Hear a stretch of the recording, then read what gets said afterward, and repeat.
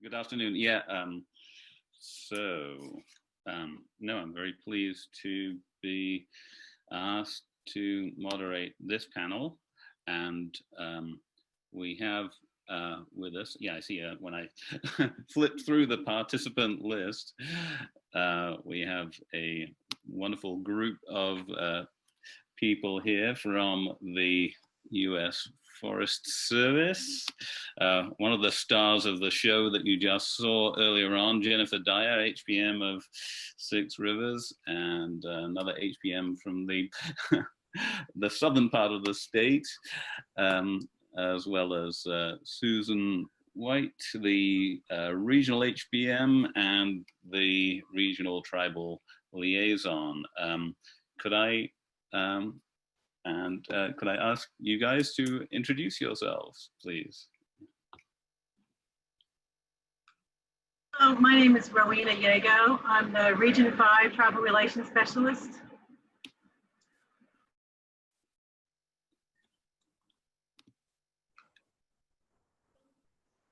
Good afternoon, I'm Karin Klemic. I'm the Cleveland National Forest Heritage Program Manager and Tribal Relations Program Manager.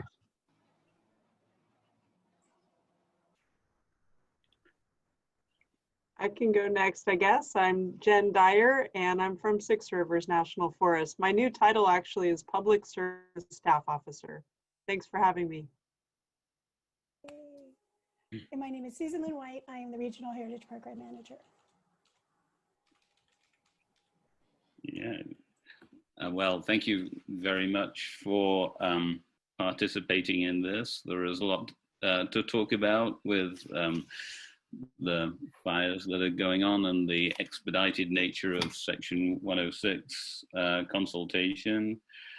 So yeah, just so I'm a little more clear, can the CalFire people introduce themselves? I understand there has been a little bit of staffing changes over at CalFire, so that neither of the people who are on the equivalent panel last year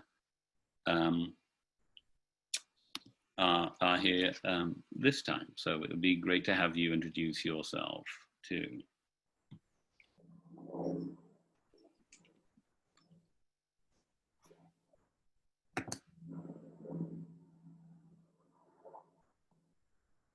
Oops. Shannon, we're not getting your audio.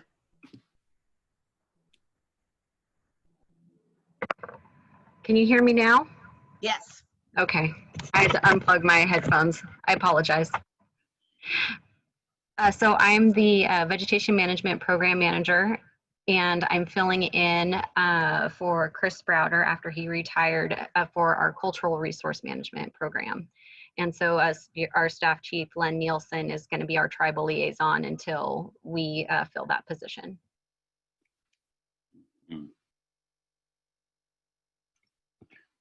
Yeah. Okay, and is Matt Moore on here at the moment? I haven't seen everybody yet. You know, this is Shasta. He's supposed to be, and I'm looking for his name. I just resent his panelist invitation, so hopefully he'll be able to jump on. Yeah, okay. Well, so I suppose it would be good to dive into, could we dive into the Forest Service discussions? If you, I don't know if you have a PowerPoint, you can share your screen as a panelist. If you have a PowerPoint, or if you just want to discuss, that's fine too. I know that Jennifer Dyer has been working almost continuously on a fire incident, one that I did a tour of duty on a few weeks ago, and there are lots of fires up and down the state. It would be good to touch on, you know, state responsibility areas and federal responsibility areas and ways of protecting cultural sites during fire incidents, and how to do expedited consultation, which is, you know, not new to us maybe, but it would be very good for the whole group to hear about that. And Also, yeah, I wanted to add that Karin Klemic in particular was on that panel last year, and there's a lot more to say, I think, than we were able to say in 1 hour presentation. So please take it away if you'd like to do that.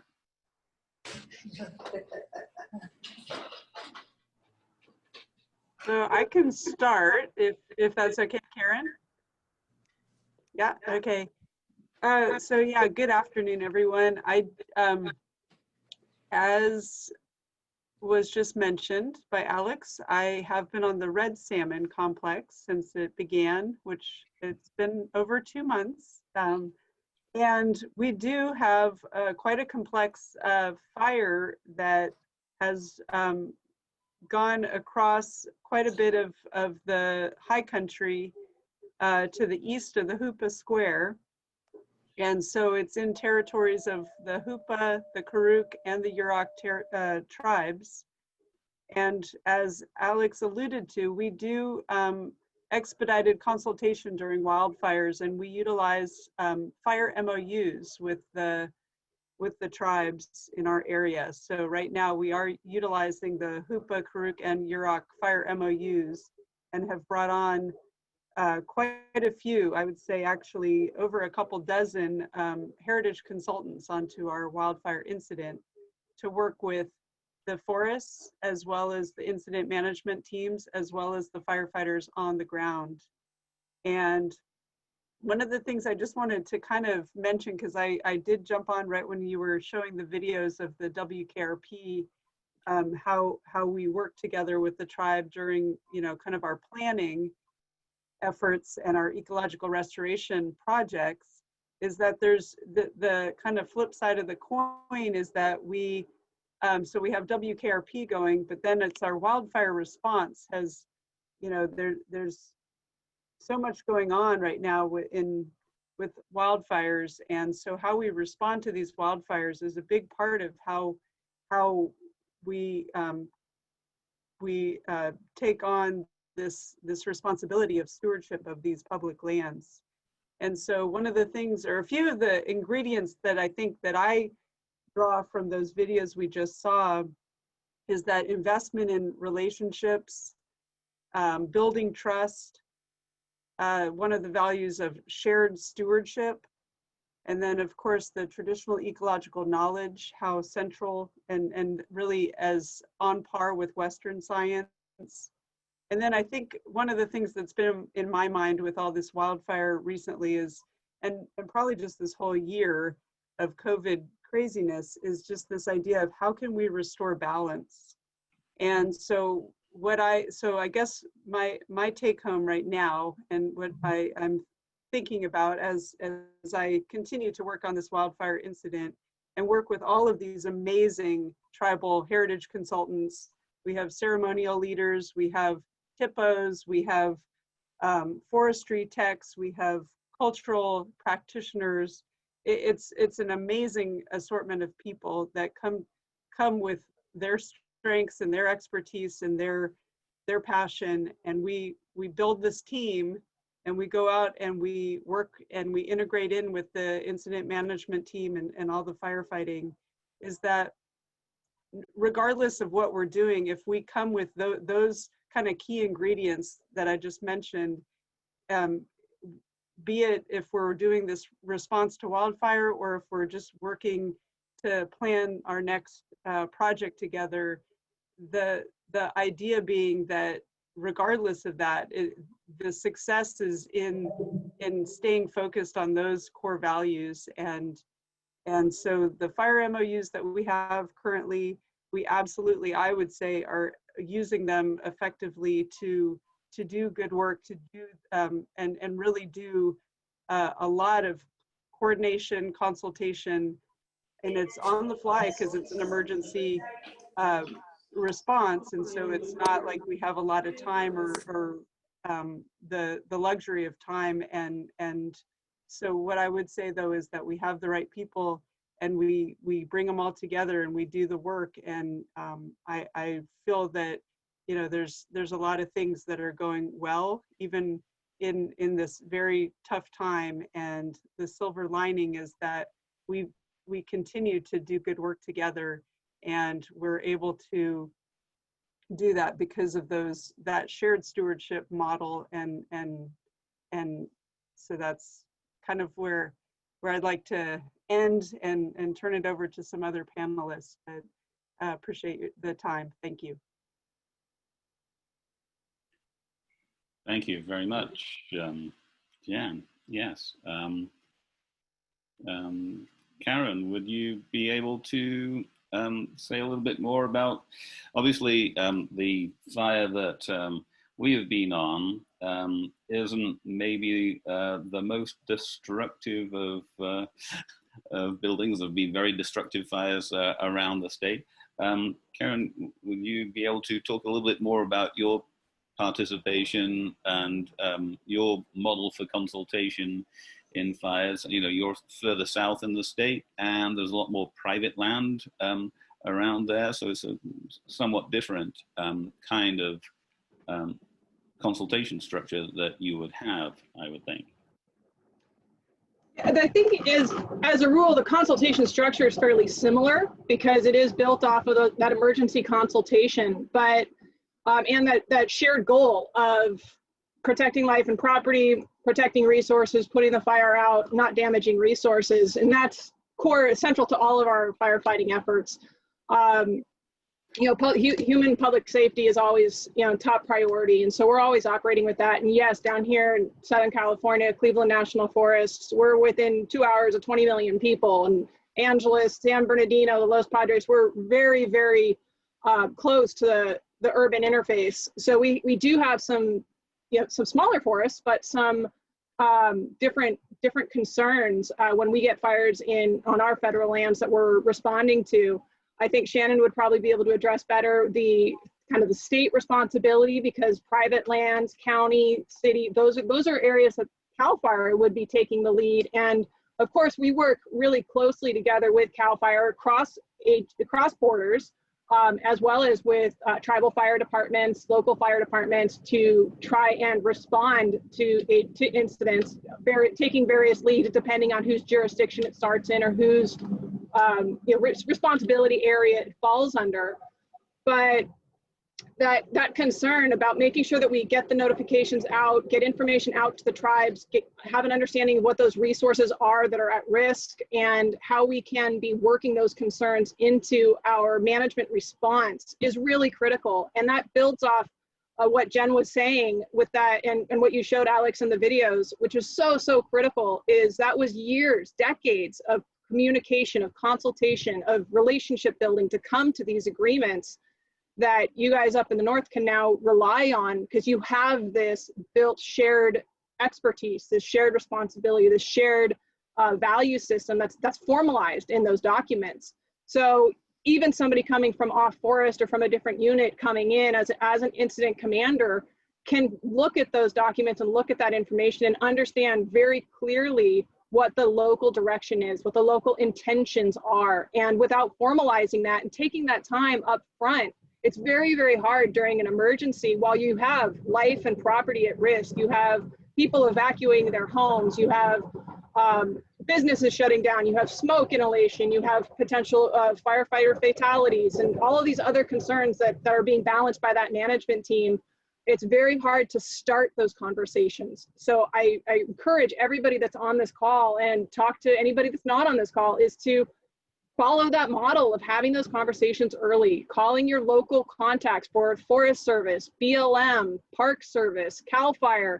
Get us all in a room. Let's have those conversations early in the season, before the season starts every year. Let's talk about what those values are for those responses. Because we want to know the Southern California, we're going to be responding very quickly. I spent a lot of time up in Northern California. We had a lot of options for managing fires, depending on what the resource values were, depending on where that fire started.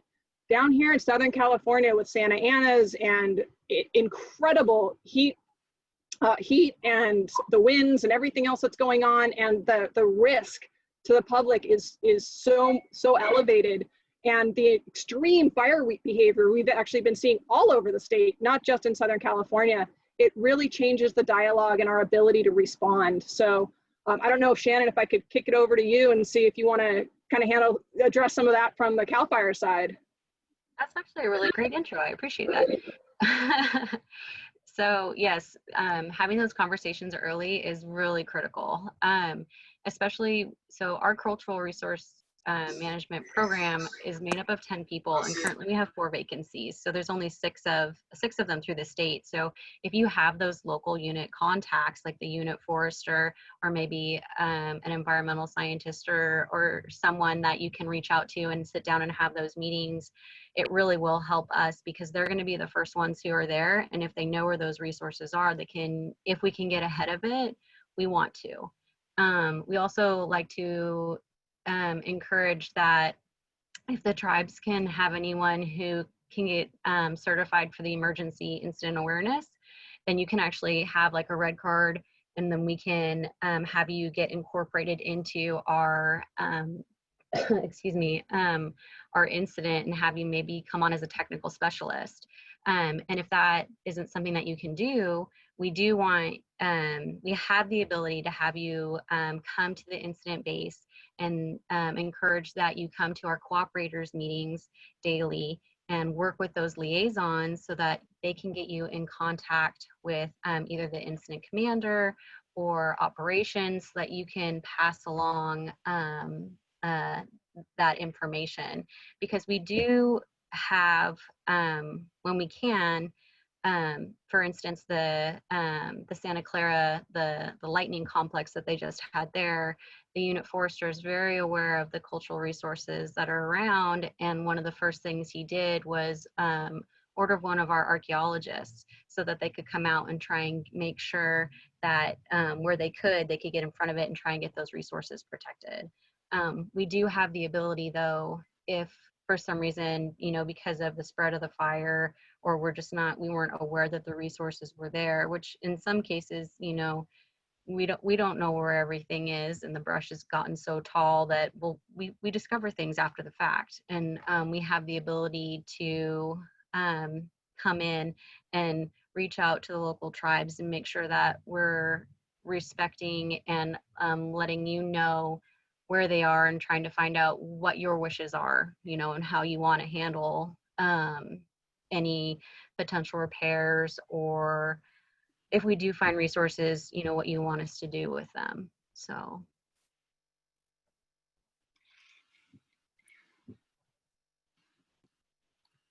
All right, thank you. I guess we do have another panelist here. Matt Moore is on here. Would you like to introduce yourself and your position?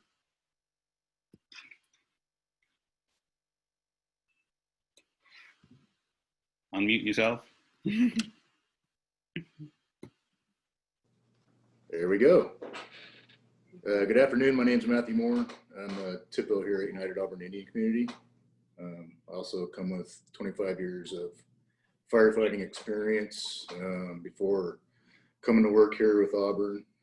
I did a lot of work on hand crews, heli-tac crews, engine companies. I ended up working for a city department, but my real passion was working out in our forests and, you know, basically our backyard, protecting our resources. And for me, you know, the whole suppression versus you know, culture was always kind of that split me in two. But you know, just having both experience and knowledge really comes in handy when it comes into topics like this: fuel management, fires, catastrophic fires, and how do you get a cultural resource, individuals involved, hopefully in a timely fashion, not down the road when it's too late. And when you're evaluating damages, sometimes it's hard to do when it's, you know, you have to wait all winter until you get to go back and revisit some of these sites after fires. But anyway, yeah, that's kind of my background and my passion. So thanks for having me. Thank you very much. Yeah, could I pass over now to Rowena? Yeahquo, can you talk maybe about the Region 5 Tribal Relations Strategic Plan? Yes, let me see if I can get my screen shared.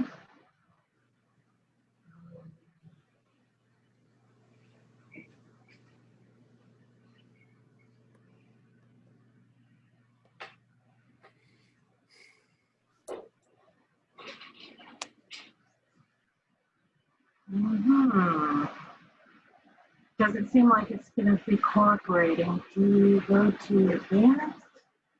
Rowena, do you see the share screen button at the bottom of your screen? Yeah, and I'm pressing it and it's not showing me everything that I have open. Oh. Wait. Okay, I see it. Thank you. Let me see now. Does everybody see that? Yes. Great. Let me see if I can get this to where I.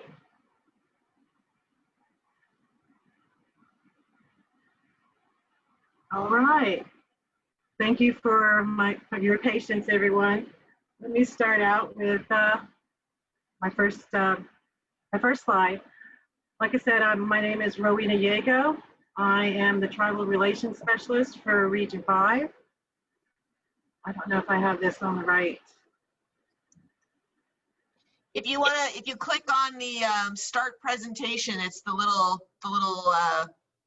at the very on your top bar. It's the little screen looking thing. There you go. That should. All right. There you go. There you go. Everybody can see that now? Yep. Great. Okay. I am the new Tribal Relations Specialist for Region 5 Southwest Forest Service. I'm Kiowa Comanche from Oklahoma. I haven't even had this job a whole year yet, so bear with me. Don't ask me too many difficult questions, but there's a lot of very knowledgeable people on this summit that can probably answer your question better than me. I'd like to take a moment to acknowledge the land and honor the ancestral land where I'm currently on, which is in Vallejo, California, and is the land of the Paquin, the Suisan, and the Miwok. If you would like to put it in the chat what land you're on to acknowledge it, that would be great. I appreciate this opportunity to provide some information on how the Tribal Relations Program is reviewing ways to enhance and expand our program delivery to tribes in California. I wanted to take a moment for this quote that we had from a former Deputy Chief for the Forest Service, Leslie Weldon. All or part of every national forest and grassland is carved out of ancestral lands of American Indian and Alaska Native peoples. Indigenous communities across the country still maintain strong historical and spiritual connections to the land, connections that have not been extinguished despite changes in the land. When I first got on and I saw that, I thought this was a really good agency that seems to be recognizing and acknowledging the tribes here in California and all over the United States. A little bit of background. Each USDA agency shall provide an opportunity for tribes to participate in policy development to the greatest extent practical. Each tribe will provide an opportunity for timely and meaningful government-to-government consultation for policies that impact tribes. Region 5 is engaging in an organizational planning initiative right now that seeks to align the region's staffing and organizational structure to meet present and future management goals. The tribal relations is important to the Forest Service because tribes has inalienable ties to the nation's forests and grasslands. The relationship between the United States and Indian tribes extends to all federal agencies. This government-to-government relationship is unique and distinct from that of other interests and constituencies served by the Forest Service. As part of this alignment, Region 5 is in the process of drafting a tribal relations strategic plan with the goal of improving how we meet trust responsibilities, respond to tribal rights and interests, and increase collaboration with tribes. The strategic plan will set program goals and an annual action plan. These ties that the tribes have are not only reached up to millennia of the past, but also include knowledge, perspectives, and resources that will help the Forest Service as we focus on the future of our mission. Completing the Tribal Relations Strategic Plan is a critical step to drafting recommendations for a program of work and planning the future decisions of the Tribal Relations Program for Region 5. To begin this task, a preliminary plan is developed, which includes a program review assessment, tribal outreach and engagement, program of work, and the preparation of the final strategic plan. The Tribal Relations Program Assessment was developed through a committee consisting of regional staff personnel, forest personnel, forest supervisors, and tribal members of the region. In July of 2020, the committee began to set the groundwork for the plan with recommendations particular to Region 5. For the last 2 months, the committee reviewed the current program operations, identified some gaps, and evaluated opportunities for program delivery. The Tribal Relations Program Assessment developed the recommendations based on the following areas: program guidelines and delivery, partnerships, agreements, and contracting, traditional ecological knowledge and research, leadership development, and outreach recruitment. An important aspect of the strategic plan is protecting cultural sites and traditional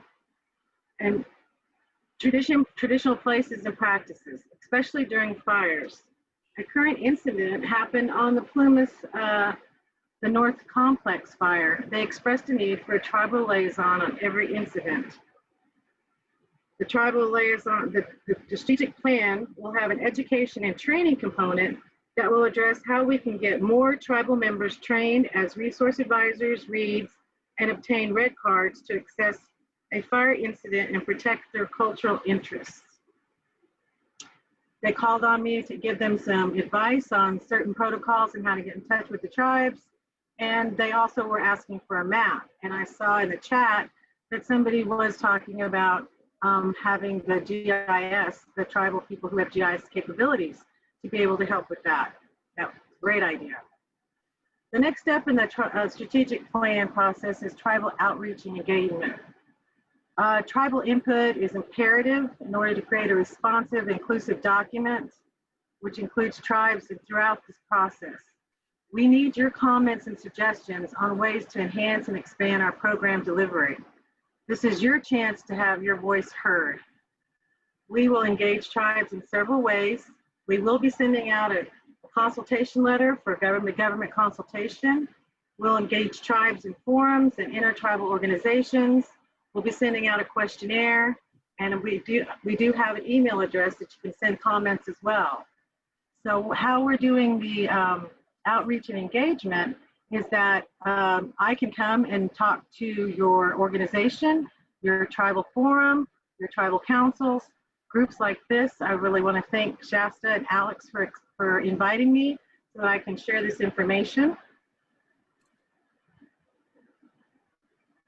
The strategic plan can be on agenda for discussion at, like I said, your tribal forums and your tribal organizations for input and comment.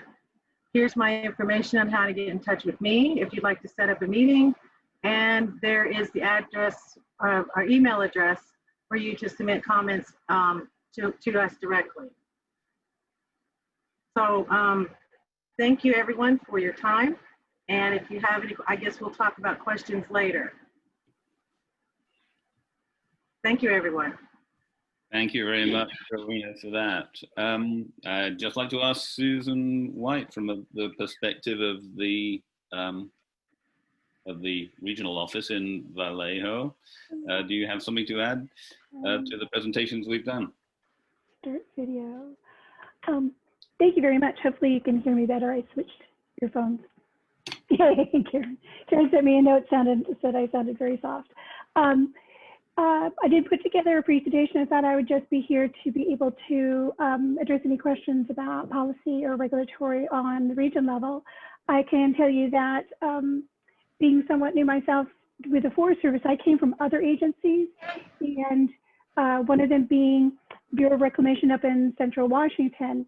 And I was very surprised. What I'm thinking is that, I don't know if it's common knowledge among the group, but I'm very impressed by the information that I received on the training that the cultural resource, the heritage managers for each of the forests have in conjunction to being a resource advisor for incidents for the fires themselves. And I didn't know whether it's common knowledge or not. If Karin or Jim wanted to talk to it, that I struggled myself to basically be on some fires up in Central Washington, being the archaeologist for Bureau of Reclamation, and I really was impressed and am going to try to advocate for more archaeologists within the region to get that training to help out with the increase in fires that we're going to have and are having right now.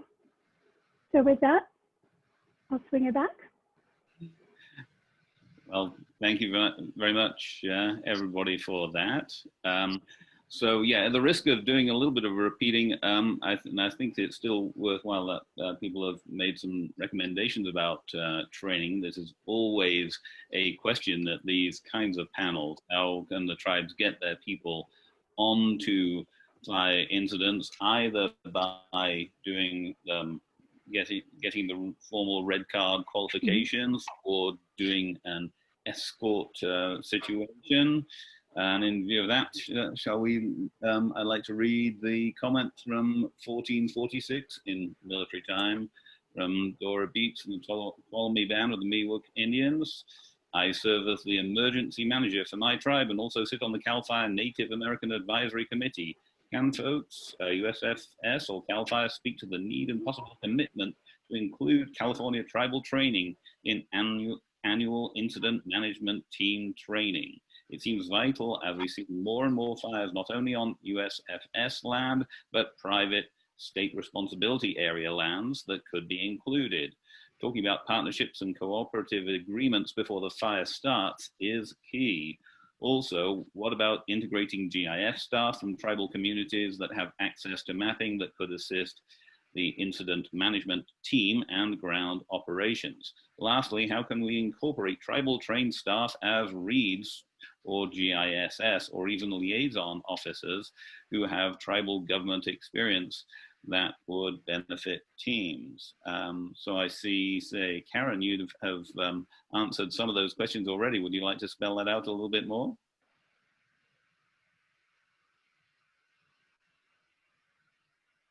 As soon as I get my unmute button from behind my laptop screen, sure.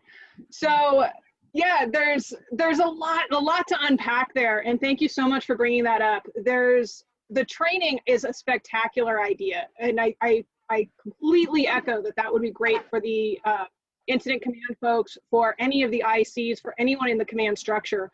The training, though, is set up by NWCG, the National Wildfire Coordinating Group, so it's a little bit more structured. So it is going to be a bit more of a lift to try and make that a formal incorporation into that training. It's not to say that it can't happen, and it's not to say that it shouldn't happen. I actually think that's a spectacular idea.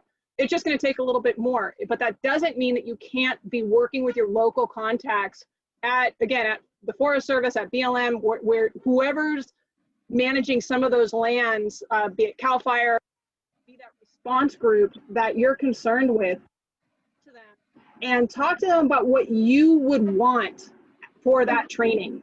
Don't wait for them to come up with what they think tribal sensitivity or cultural training or what traditional ecological knowledge or what don't wait for the fire folks to define that. It will probably take some time, but if you can come forward with some curriculum, get it developed, and we can find a way to work that into that training, even if it's an informal piece. It'll be a while before it's on the task book as something that those folks are required to take. And it may never get there, but it could be something that your local forest supervisors, district managers, agree that it's important for them and their staffs, the agency administrators, to have as part of their curricula voluntarily. And because there are certainly other classes that people take, other courses that people take that aren't required for that management, that box on their card. And I think that they touch on it a little bit, but not nearly enough in their incident management classes. And that's something that all of us resource advisors already complain about and have been complaining about for decades. And so that is a concern, and it's something we are also still fighting for, just from the natural and cultural resources perspective, let alone the tribal government responsibilities and tribal relations responsibilities. So they get a little bit more into it as agency administrators, but that's a little bit separate from the incident management team. So I don't know how much that addressed of all of your questions. I think that that's awesome, and if you're willing to, I'll put my email in the chat pod. I would I don't know who to contact about that, but I'd be happy to start trying to ask some folks, have a lot of contacts within the Forest Service, within the training groups, you know, agency administrators folks. I think it'd be awesome to start that. And if it came out of this session, that would be even cooler. So if you're willing to send me an email with some ideas of what you think that training would look like, because it would be different is part of the concern. It would be different, Northern California, Southern California, Southwest, Northeast, Northwest Coast. Think about that. Does it need to be regional specific? Does it need to be broad enough to cover all of the concerns? So I'm really curious to dive into that. Thank you very much for that response. Yeah, and usually on these kinds of panels, I tend to be involved in, I tend to talk about being involved in wildfire incidents myself, but this year, as you may well have heard, the town of Happy Camp experienced a disastrous fire, the Slated fire that affected a large part of the town there. So I am involved in disaster response as well, which I haven't historically been involved in as much. We'll talk maybe a bit more about that in the next panel, which I'm also a host for. But I want to move to the next question. I think that from 1449 from Sally Peterson, and I think this might be a question for Shannon at CalFire, really. How do we find the cooperators meetings for the LNU lightning complex? I reached out to several individuals and was told suppression repairs had been delayed due to lack of resources, but then the CalFire daily summary report say that fire suppression repairs are underway. Who is in charge? And Sally Peterson also asked, CalFire has our contact information on their website. I checked them. We are listed with a lot of the other THPOs and tribal points of contact, but no one reaches out to consult with us on the sensitive sites that are damaged by wildfire. Yes, so the cooperators meetings, to answer that question first, when you go to the incident command post, you can go to check-in and they should have a list of what the briefing time is and then all of the scheduled meetings, so they can give you that information or connect you specifically with a liaison officer who will then tell you when those meetings occur. Generally once our incident management teams leave the units, we no longer have the cooperators meeting. So it's pretty critical to try and get to them as soon as you can. So to talk towards the suppression repair, we just had a mandate or a memo go out, I believe it was last month, that all of our suppression repair has essentially been extended for 90 days past the full containment of the fire, just because our resources are spread so thin.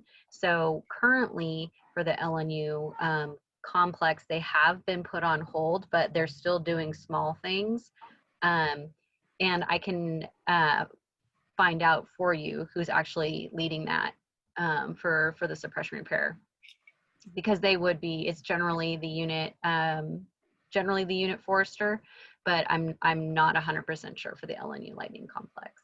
So, and then for the last part on the tribal contacts for our website, unfortunately, that's not where our incident management teams go to when, or any of our fire personnel, when we have large incidents, to reach out to tribes. They're not generally aware that we have archaeologists on staff or people on staff that they can contact. So it's something that we definitely need to work on as a department, which I think the training idea that Karin was just talking about is a great thing. And I was jotting down some notes because I would like to bring it up for us as well. Yes, thank you very much for that. I guess I have an additional question, which I'm kind of contractually obliged to ask, which is, and I don't have direct experience of state responsibility area fires. I've been on FRA ones, but the talk from my colleagues is very much, if it turns into a CalFire incident, it's much more likely that CalFire will need to put put in much heavier measures to protect the land than the Forest Service would. We find that being able to negotiate with the local agency representative on a fire and the local HPM and archaeologists is advantageous, so that we can sometimes skirt around cultural resources, whereas there are certainly stories of CalFire-led incidents just plowing right through cultural resources. Do you want to comment on that in any way? We have training for our heavy equipment operators, and we try and let them know, you know, there's certain things that they need to look out for. Our fires usually are in a little bit more populated areas, so we do try to have protection for those cultural resources, but also, you know, life and property. So we try and do the best that we can. And like I said, you know, the recent fire down in Santa Clara, one of the first things that the unit forester did was reach out to our archaeology program to try and get an archaeologist out there, because he knew what was there. So we have some units that are very aware of what's going on in their areas, and try to protect them as best they can. And then we have people who are new that just haven't learned it yet. So, yeah.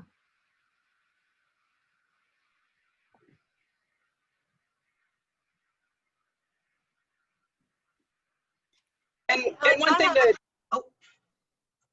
one thing that, if you don't mind, Shasta, that I would tack onto what Shannon was saying in response to Alex's comment is that, you know, CalFire is responding with a kind of a different management mission than the Forest Service, the Park Service, or the BLM. You know, we're our directive, we're land managers, and it's our expectation that whatever we're doing on the ground, we accept that we need to, you know, repair that effort. We need to do that work, and we're looking from a management overall perspective. A lot of that landscape conversation that we were talking about earlier. CalFire is an emergency responder and absolutely looking at that life and property, and 100% going for protect it, stop it, save it.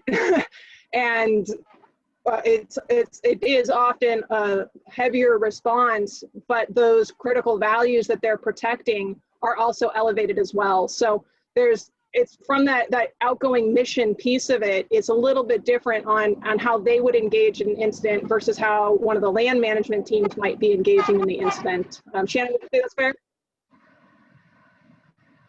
Yes, exactly. Thank you. Yeah, I Sure guess thing. I did have a follow-up question about that. It's been rather amusing listening to East Coast pundits sort of trying to get their head around sort of fire management terms like WUI, wildland urban interface, and that kind of thing. But I guess I do have a little bit of a question about that, because it is, in our part of the world, there is a lot of forest, 95% of forest, and little pockets of private land in there.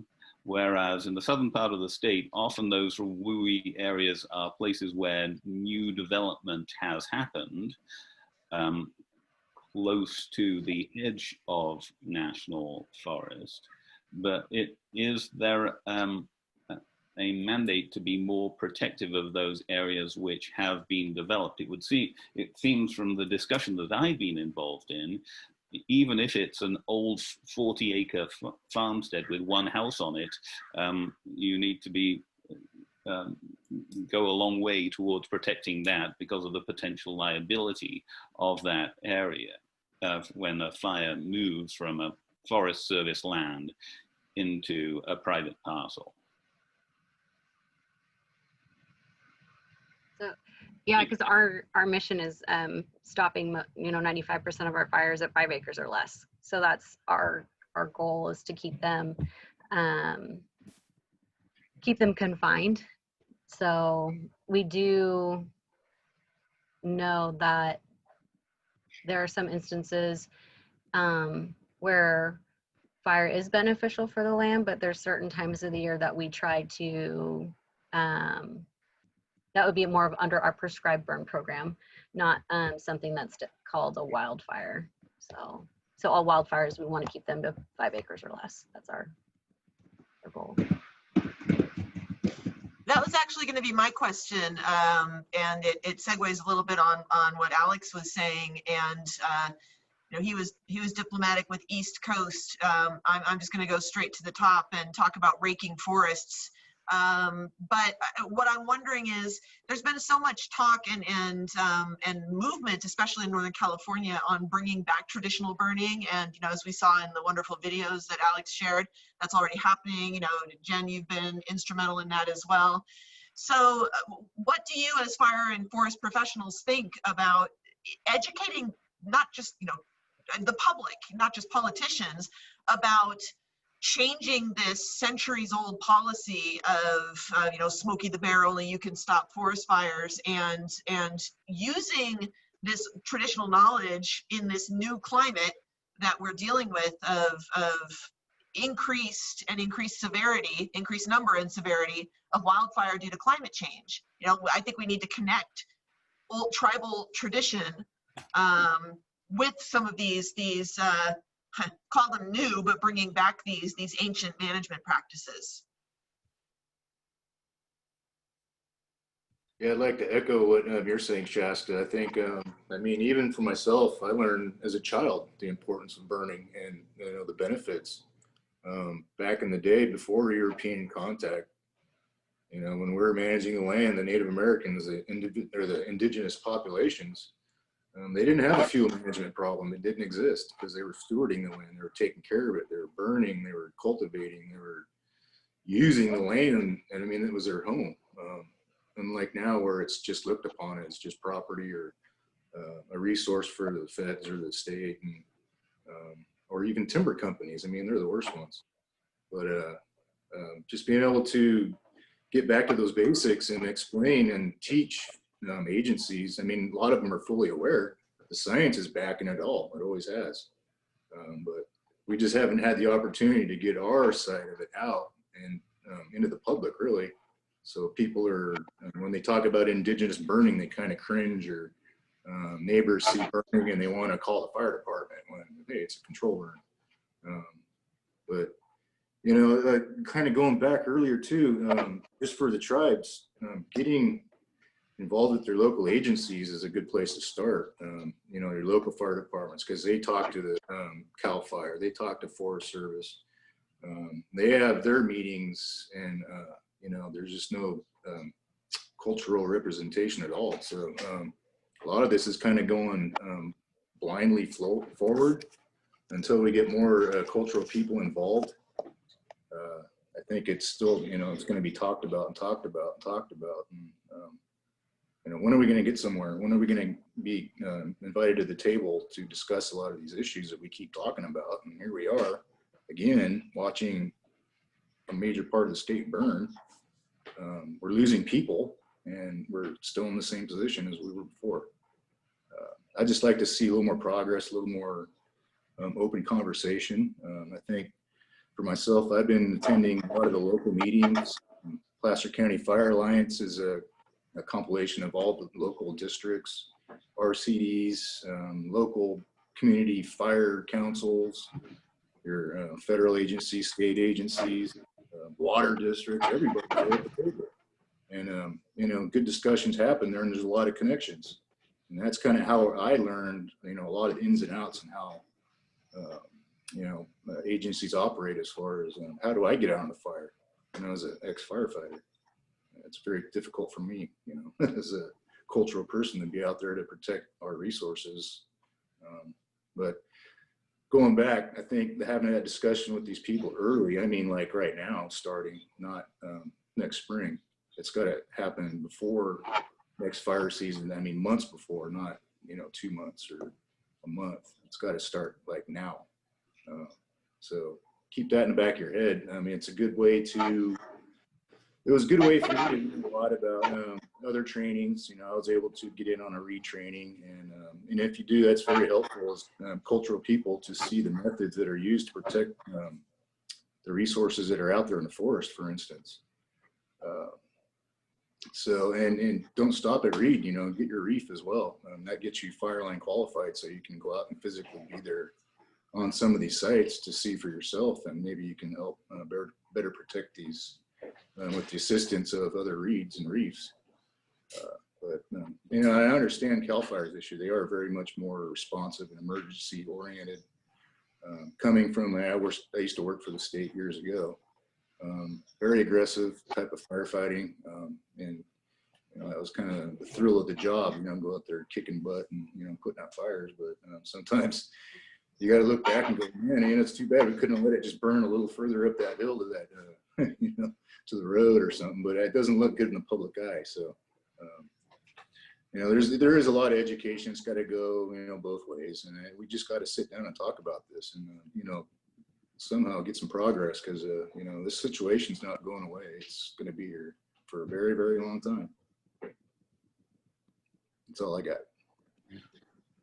Thank you very much, Matt, for that. I just wanted to read some comments and questions. And Variety at 1510 said, Karin, thank you for the affirmation that tribal communities and cultural staff can obtain their red cards as long as there are different levels of qualifications. It's important for tribes to be at the IC level and to have a voice at the cooperators meetings. Yeah, we found, as Karin alluded, our first, at Karuk, our first iteration of our MOU was in 1994. Bill was there as a 19-year-old, I think, and he's still here, as you've seen. And one of the key elements of our MOU is having the tribal representative position on the tribe, which is the equivalent, equal in status, if you like, to the agency representative, so that there is a tribal means of communication up to incident command. And I wanted to also ask, pass on Buffy's question.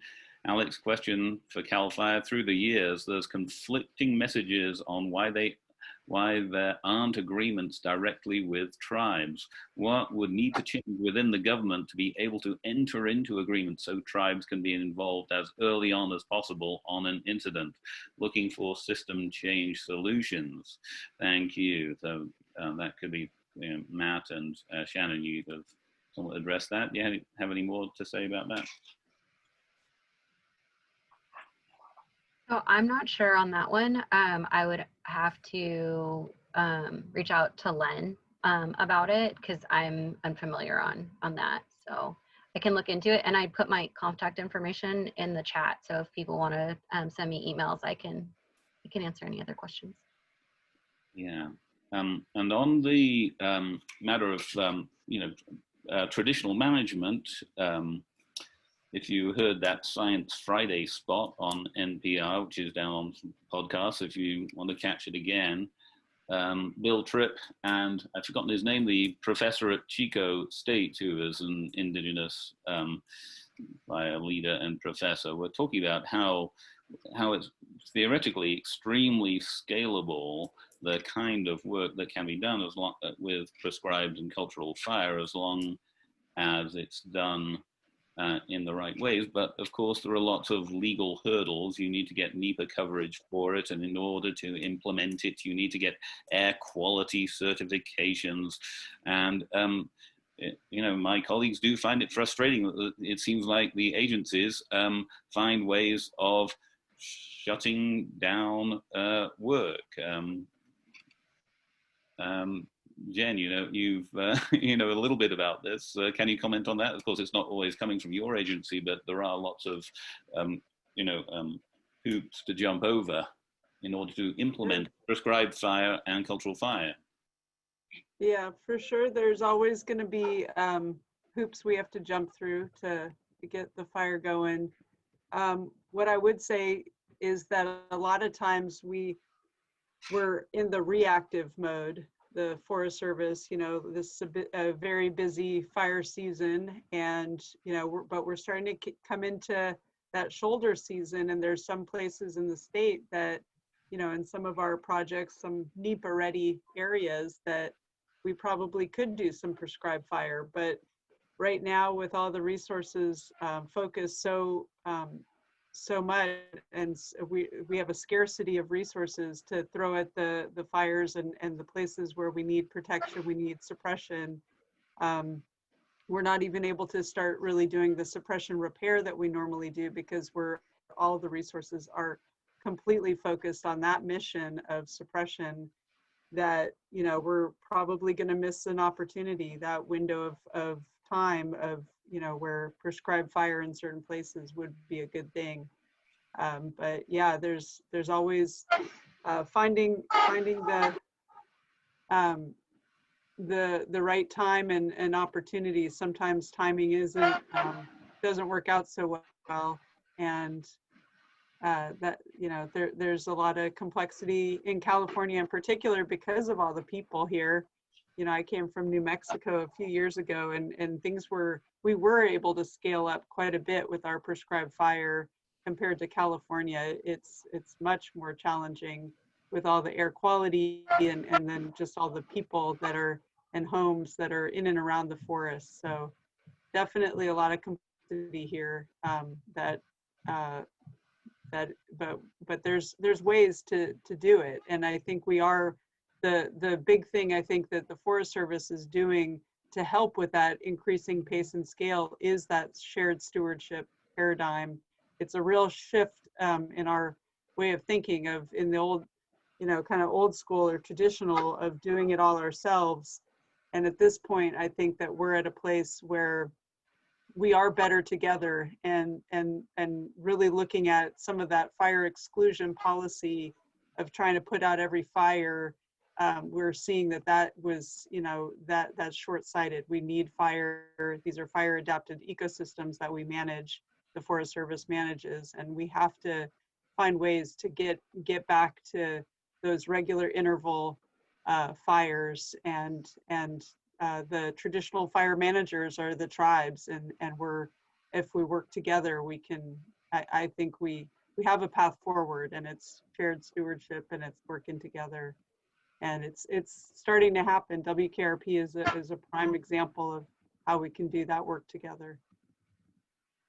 Yes, yeah, on that I did want to comment that we were able to execute successfully a prescribed fire incident, prescribed fire operation in June of this year, when the temperature was 100 during the day, but the temperatures and the humidity levels and other conditions were actually okay to do it during the night, and it was a very successful operation that was put together.